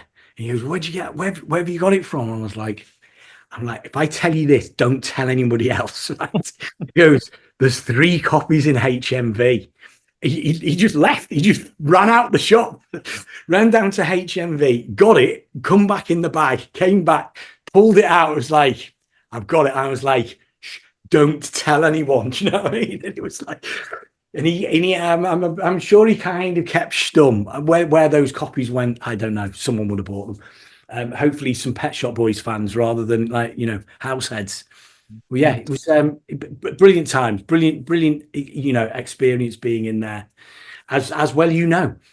Well, it was the best of times, I mean, we lived in a simpler life back then. As we all know, we live in this like social media bubble. Yeah. And you know what, Pez, because this has been so good, I'm going to do a part 1 and then bring you back on and actually talk about Liverpool Football Club. Because I don't want to, ruin the ending by quickly talking about Liverpool Football Club because I'd have to cram it in. So if you wouldn't mind, come back and have Absolutely talk fine. about. We'll do that. Yeah. Because I want to talk about the social media influencer stuff and like you said before, just at Shelley's and the sound, how you had to really get your ear trained. Now you have tour managers going with these DJs, the DJs at the hotel, the tour manager goes and makes sure the sound system is good, make sure all the equipment is good. I kind of miss some of those days where you do show up and you're like, where's the other turntable? Yeah. And there's supposed to be 2 turntables and a mixer. What's going on here? And then you'd have to, then the promoter would ring their mate. "Oh, we actually need 2 turntables." It's like, well, yeah. Someone will whiz one down to the club for you. Yeah, and I miss the days. I mean, my back doesn't miss the days of carrying, a record box. All you carry now is a USB stick. But there's just the whole. It's the DJ thing has kind of got no, because DJs are rock stars now. Superstar DJs. Yeah. What's your thoughts on the whole? There's this pre-recorded nonsense that's about because so I think I probably come at this from maybe a slightly different perspective because of working for a record company where we've got artists. So like one of our biggest artists is a drum and bass duo called Sigma, and when you see and watch and you see that what they need to do to be able to go and put a show on, it is almost what you said there about being rock stars. DJs are rock stars, but these shows now, people will pay, £100 to go and say, maybe go and see Camel Fat in some environment somewhere. It's almost like going and seeing, Taylor Swift or Oasis, or do you know what I mean, Coldplay or someone like that. Now, there needs to be, I always think there needs to be a way of blending like the 2 things together. It's like how you can't do everything on the fly and get all your visuals and your CO2 cannons and the screens and everything to work together. It's almost impossible unless you've got someone stood next to you who's done every single show that you've ever done in the last decade and they know what's coming next. Because the thing is, they don't know what's coming next. I can go back to like one of the first times I went to Ibiza. I was DJing in Amnesia, and we went on after Adamski, and I think it was Adamski's DJ. Was it Sister Bliss? It was a girl DJ anyway, and she's there, and we're in the DJ box, and all you keep hearing from her, because she's DJing and playing music over the top of him playing his keyboards and stuff like that, and he's over there on a stage and she's doing her thing. All you can hear from her is, "Oh, Adam, fucking hell, that's not why we practiced it." Do you know what I mean? And everything's going wrong. She's under stress, and this is just two musicians playing together, let alone trying to pull visuals and all of these other things together into it. So I think someone told me about how Calvin Harris does his shows. So say he's DJing for 2 hours. There's a 20-minute beginning and a 20-minute end that's all choreographed, because it's all part of Calvin Harris, here we are. Do you know what I mean? And it starts and it goes into this sort of like flow, a little bit, maybe a little bit like how James Hype does his things. You know what I mean? We've all seen him with his kind of like his intros. But I was speaking to someone about how he DJs. He goes from, it's kind of like a little show of these 2 or 3 records mashed together in this live performance way into the next ones. And the little blocks of them aren't always necessary. It's not always a whole 1 hour set from beginning to end. Sometimes he'll move the things around because you can DJ. Do you know what I mean? And you can just go from, you can move it a little around a little bit like that. But there's that thing of, you go to Shelley's, and if you heard Left Field come on, you know that he's sticking the a cappella of Whitney Houston over the top of it, because that's what he used to do. Do you know what I mean? There were certain mixes that a DJ would always do. You knew it was coming. You knew that this was leading into that. That would lead into that. I've always had even going back to like the very beginning, like little runs of tunes. You know that this one goes into that one goes into that one goes into that one. It's a little run. It takes you from this chunky tribal thing into, we've got some beef going here and some synths are going, and we're starting to, where do we go after that? Well, I might go over here where I play those two that usually go together, and then I might go off, and then the next 10 records might be I'm just winging it. And then you might go back into this winging it's not working. Yeah, then they're not feeling this. I need to pull something back together. Let's go and do that sort of mashup thing. So you kind of got this way of it. You'll have probably done it yourself. Even you'll try to go, no, everything's freelance. Do you know what I mean? It's all free and easy. You will play certain records together. That's almost. It's not a pre-recorded set. I'm not into this. I think the one thing that frustrates me more than anything of like the modern day era of DJing is I've always had a great admiration of female DJs. There's something about how females go at DJing which is different from men. Do you know what I mean? A lot of the time it's less macho. It's not, I've got this and you haven't, check this out. They just kind of go, this is a good tune, isn't it? And here's another good tune. And I've gone from one to the other in a really good way. And it's just got that kind of thing. There was 2 girls who used to DJ with DIY, a girl called Emma and a girl called Pip. They were phenomenal. Absolutely. They had unique styles. DIY was really about kind of like a very deep house, slightly techie edge, deep, groovy house music. Emma had this breakbeat thing going on. Do you know what I mean? And then Pip had, I can't even describe what Pip had, but nobody sounded like her. I could hear 2 tunes come on. I'm like, oh, she's on. Whereas if it was Simon or Pete or Rick or Jack, you'd be kind of like, oh yeah, it's Jack. Do you know what I mean? And maybe take 3 or 4 tunes to get there. So there's something about something I've always been really quite into with girls doing it, because they just do it in a different way. But I am so not into this girls on Instagram hit the go button and then dance over here and then dance over there. and all you've got is a crowd. You've got a tune going that's actually got some, good energy, and all you've got is a crowd looking. And I'm like, oh, hang on, something's gone wrong here. Do you know what I mean? I'm like, stop doing the dancing around thing, because they're just watching you, and they're not. It's not what music and clubbing really is about. I'd quite like, I'd quite like at times some DJs to just be covered up. Yeah. But Roger Waters, the whole concept of the wall was because he got frustrated by standing there and watching the crowd and seeing the crowd just sort of like staring at him because he's Pink Floyd, and he's just like, no, you're supposed to be listening to the music. Do you know what I mean? I know, I'm going to build a wall. I'm going to literally build a wall in between me and you, and then you'll just be listening to the music because there's nothing to look at. There's just a wall.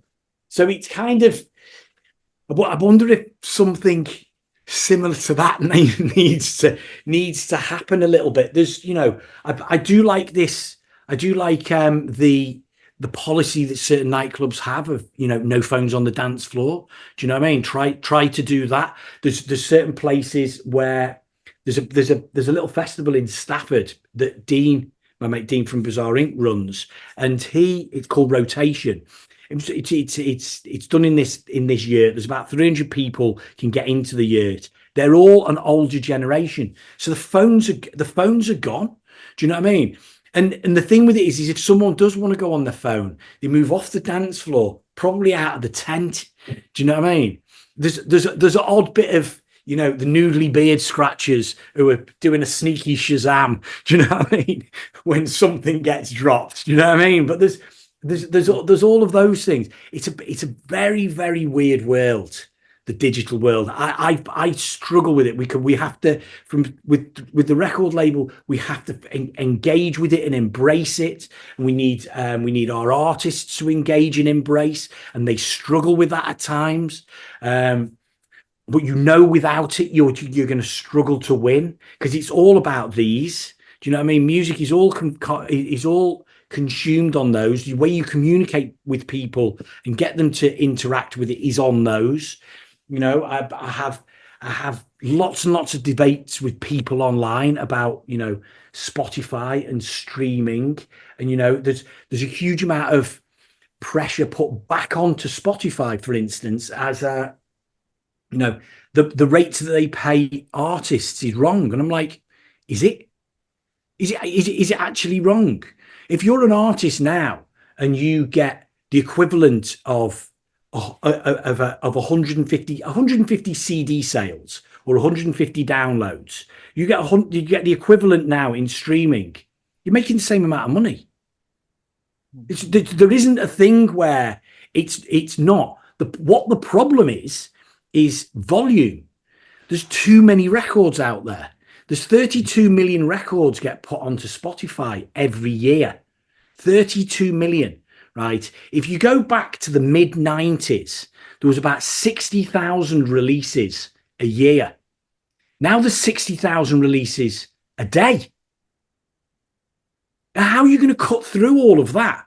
There's no filter. What there used to be is, even because you've got your equipment behind you there. If you made a dance tune, you thought, I've nailed it. This is brilliant. Do you know what I mean? I'm going to sell loads of these. That's it. I can give up my job. I'm going to become a musician. Suddenly, you'd need to go and find $1,000 so that you could go and press some copies up, or you've got to go and convince a record label that they're going to be able to manufacture 1,000 of them and sell 1,000 of them. So someone there, maybe it's you, maybe it's them, will go, nah, that's not good enough, that. But with the internet, every piece of music that's made, you could come off this podcast in, you know what I mean, when it finishes, and go over there and make a tune. You could upload it before midnight. Yeah. Just become part of the 32 million that's getting in the way of everything. And the other thing with it is nothing goes away. So you make yourself a progressive house tune. You're competing with Blue Amazon, When the Rain Falls. You're completing with Sasha, Expander. Do you know what I mean? What's going to make someone want to listen to your new tune rather than to listen to that tune? And that's an old one. Or listen to something that's new, something that Steve's just released on Celador. What's going to make anyone listen to that? And the thing is as well, you know, back in the day, artists, because Lee Softly from Blue Amazon is someone who I quite regularly have, and it's all friendly and above board, but he kind of gets frustrated because he's still a producer and still wants to do things and maybe earn money. But I'm like, back in the day, you would make a piece of music. You give it to Sasha and John Digweed. They'd play it for 9 months, build up some hype. Then it'd get released. You'd sell 5,000 copies. You sell 5,000 copies. You'd get one. I'd get one. Steve would get one. I'd probably get it, take it home, play it once, probably never DJ with it out because Sasha and John have been playing it for forever. But it'd go into my record collection next to my other jackpot releases. And there it is. It's been listened to once. Well, if you get 5,000 people listen to your record once, you can earn about £3. Do you know what I mean? On Spotify, you earn about, or the person who's uploaded the piece of music and controls the rights to that piece of music. So it could be a record label, it could be you yourself, or it could be the distribution company. Will get £5,000 for every 1 million streams. Well, Lee Softly and Blue Amazon could earn £5,000 from selling 5,000 12 inches back in the day. But those 12 inches, and listen, if you listen to something a lot, you might listen to it 20 times, but you're really going to get past 100 plays, 150 plays. What piece, if you think about the piece of music you've listened to the most, do you know what I mean? My daughter's, she works in the music industry now. And she interacts with certain artists. She listens to them over and over and over again. Ariana Grande, Billie Eilish, people like that. But she'll probably get to like 200 plays in a year of her big tunes.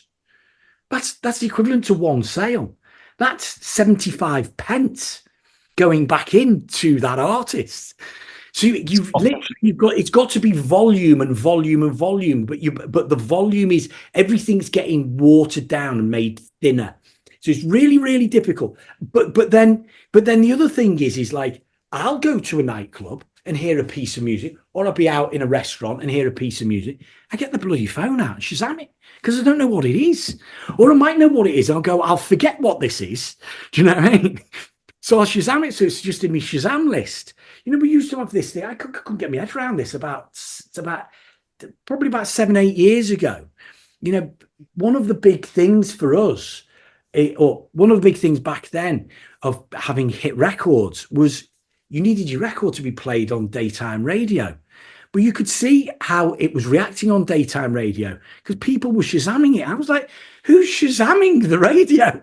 You know what I mean? Joe Wiley will come on in a minute and tell you what it is.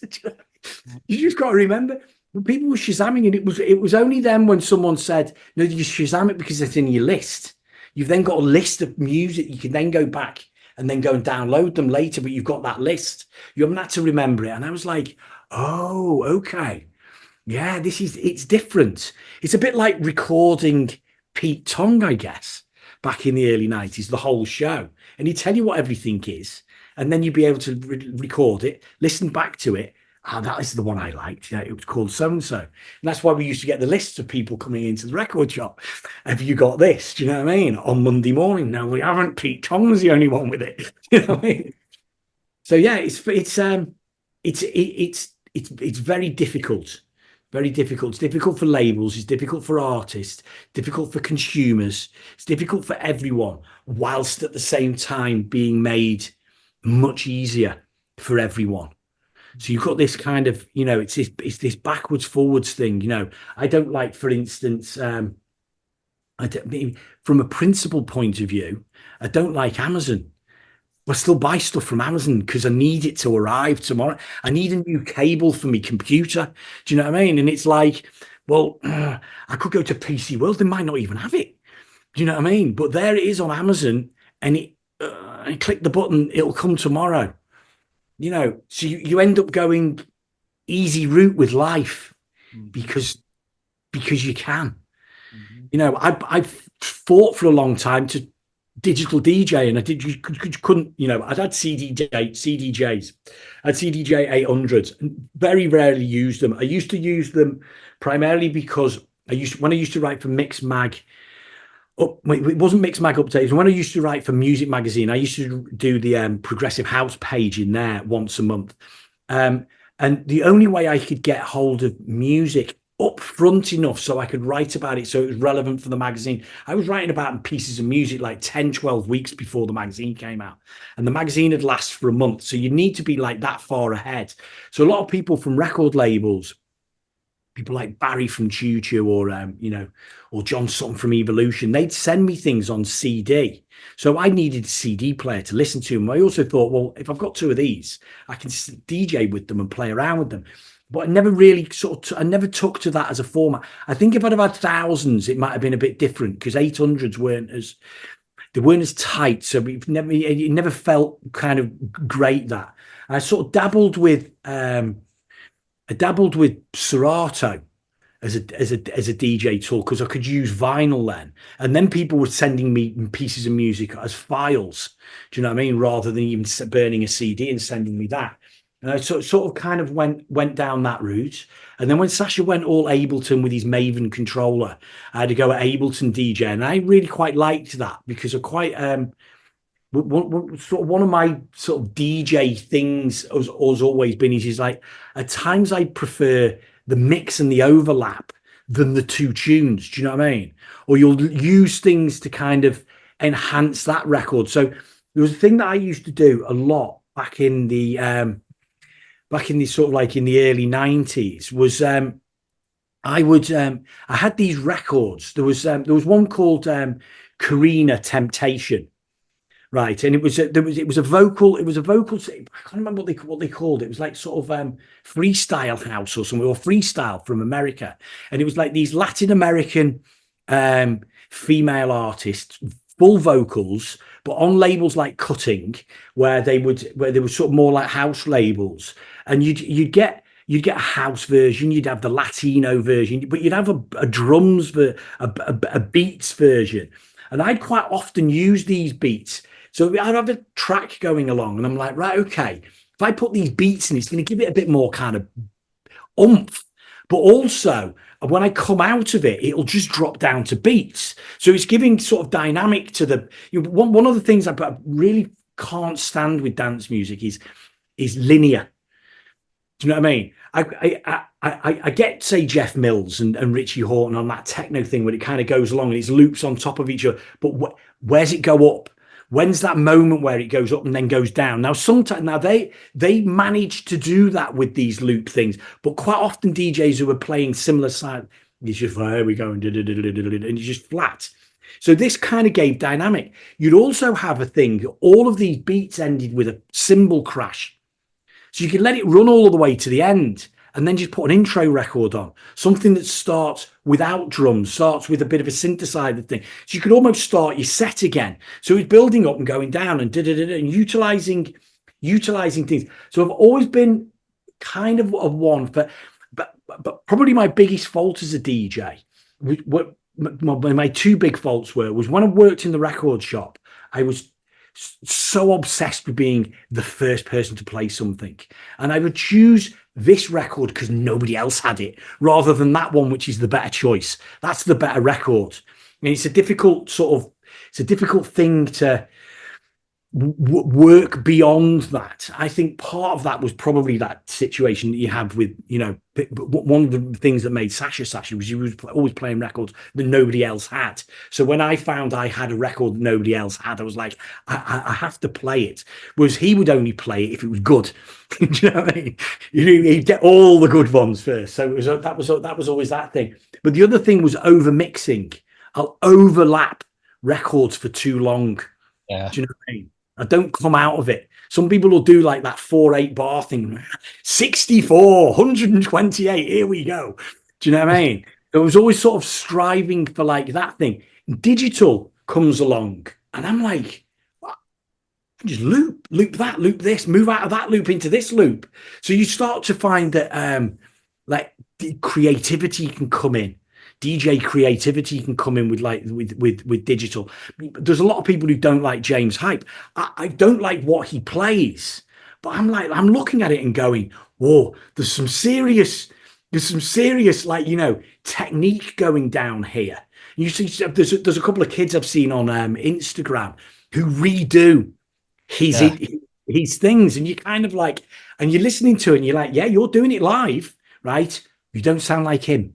You've not quite got that tight thing going on, or you've not got that little, how he's pressing these things. He's got his own little rhythm going there, and I'm like, I'm quite sort of impressed by that, but at the same time, don't like the music that he plays. Do you know what I mean?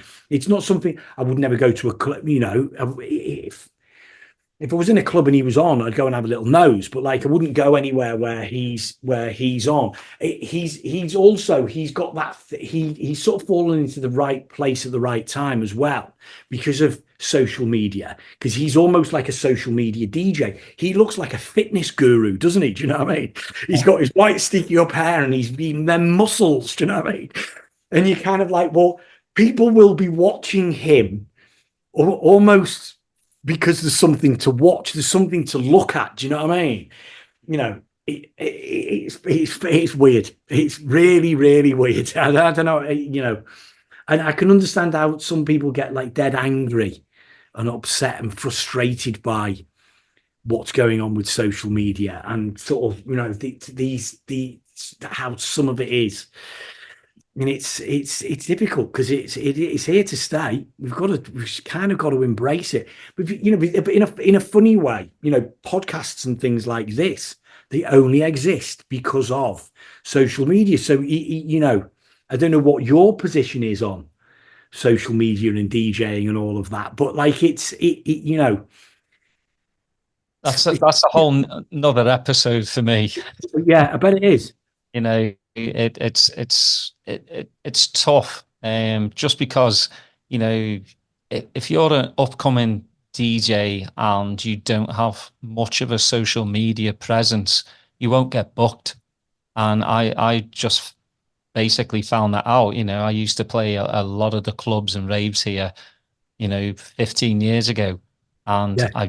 I don't really play out that much. You know, it's mostly if it's a house party with my mates, I'll do that. And yeah, I just found out the hard way. You know, I just had a promoter go, well, you know, what's your social media profile? And I was like, well, I have a podcast profile. I don't have a DJ profile because I don't play out as much. It's basically like, well, you ain't getting booked then. And I think that's sad because there's so many good DJs out there that aren't getting these. But how do they cut through, and how are they found? Yeah. And who's going to give, you know, from a promoter's point of view, you sort of look at it and go, it's about bums on seats ultimately, isn't it? And it's like, so they get you, if they put you on, how many bums are going to end up on the seats? Do you know what I mean? And they could put you on and it could be an incredibly beautiful set of music that gets played and 3 people turn up. Do you know what I mean? So from his business perspective, that's of no use to him whatsoever. You know, it's but yeah, it is. It's completely sad. I think the one thing that I'd always say with those things, and it is, you know, Steve, when he was on your podcast, sort of alluded to this a little bit when he was talking about when he started running Alderaan, he wasn't getting booked to play anywhere. And he wasn't getting booked to play anywhere where he could play what he wanted to play. And he sort of realized, and it was probably from watching John Digweed run Bedrock, where it was like, I've got to do this myself. If I want to play this music, I need to put my night on. So he teamed up with Mike. And I didn't even know Mike. I can't even remember Mike from coming in the record shop or anything, or being one of his mates. But for some reason or other, them two got together and set up this club night in the most bonkers place in Liverpool, above it's just weird. Do you know what I mean? But there was something wonderful about it. It was a brilliant place to go and DJ. It had, it had its own uniqueness, and it had its own uniqueness because it was them, two geeky guys being geeky about progressive house, bringing a load of progressive house DJs who they could get. They couldn't afford to get Sasha to come or John Digweed, but they could get Danny Howells to come, because Danny came once. Well, I think probably because he had like a gap in his schedule, and it was like, I'll go up there and earn 250 quid rather than earning no money. And he comes up and he just has a brilliant time because everyone's like super, super excited because he's a bigger DJ than the ones they normally would get. And he just has a wonderful time, and then he goes back to somebody's house, and and they carry on and have a great time. He meets some great, wonderful people who then start following him round. Do you know what I mean? They kind of go, okay, we're closer to Danny than we are to John Digweed, so we'll spend a little bit more time nurturing that one. Danny Howells is more UK based, whereas John Digweed's now flying all over the world. You can only hear him in the UK 4 times a year, whereas you can hear Danny 10. So there's all those kind of like little things, but yeah, brilliant little nightclub that they started themselves to get a place for them to play. Do you know what I mean? And do the thing that they wanted to do. Do you know what I mean? And I'm like, okay, I get, and you do see it a lot.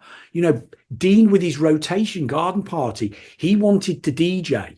He's also mad into hi-fi. So the sound system that he's built this sound system for the thing, and it was almost, he started building the sound system, which is like a supercharged hi-fi system.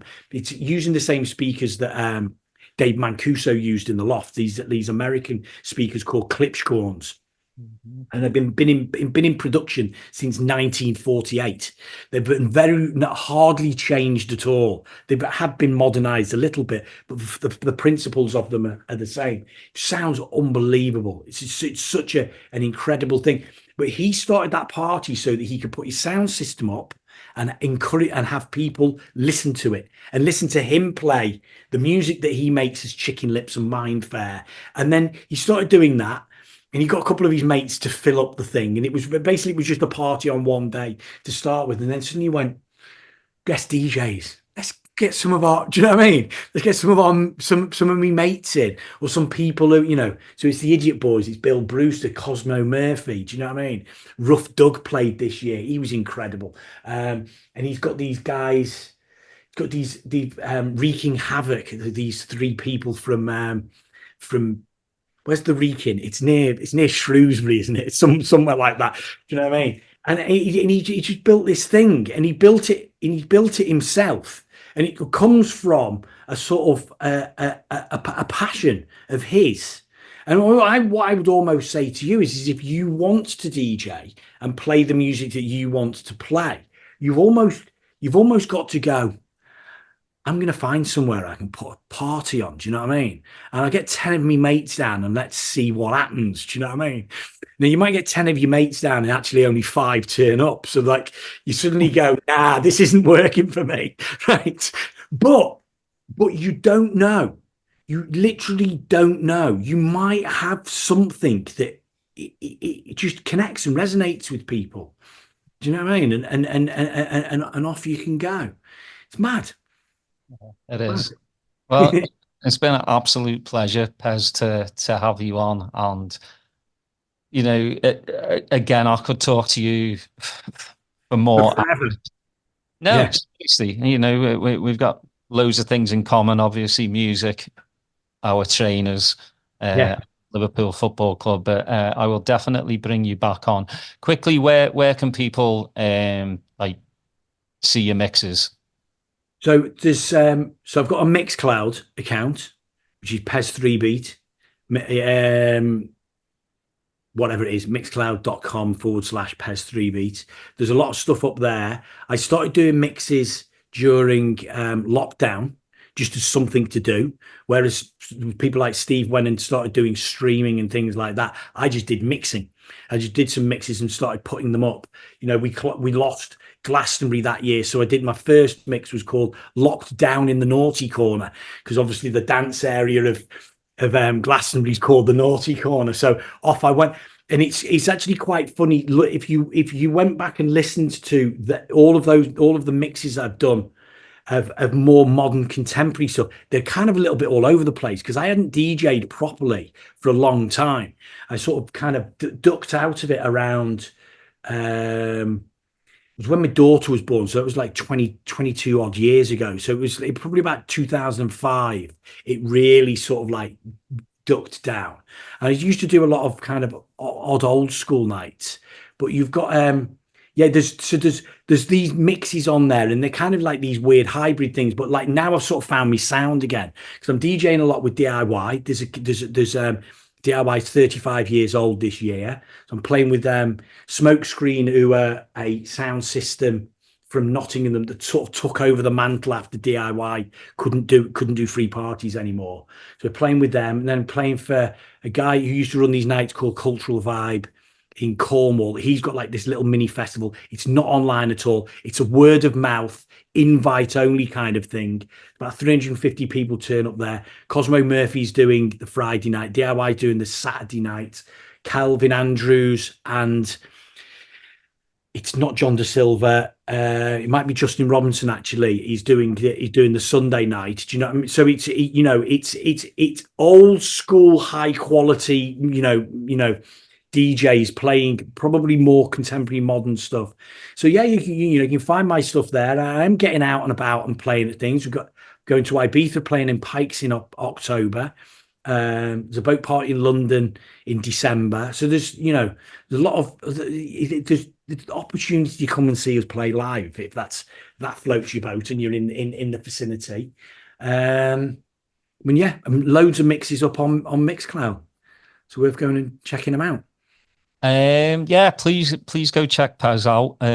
If you're back home in England and you see his name on a flyer or wherever you see it written on in a toilet in a toilet stall, go see him or check out his mixes. Thank you again, Pezz. I really appreciate it. We'll do a part 2 pretty soon.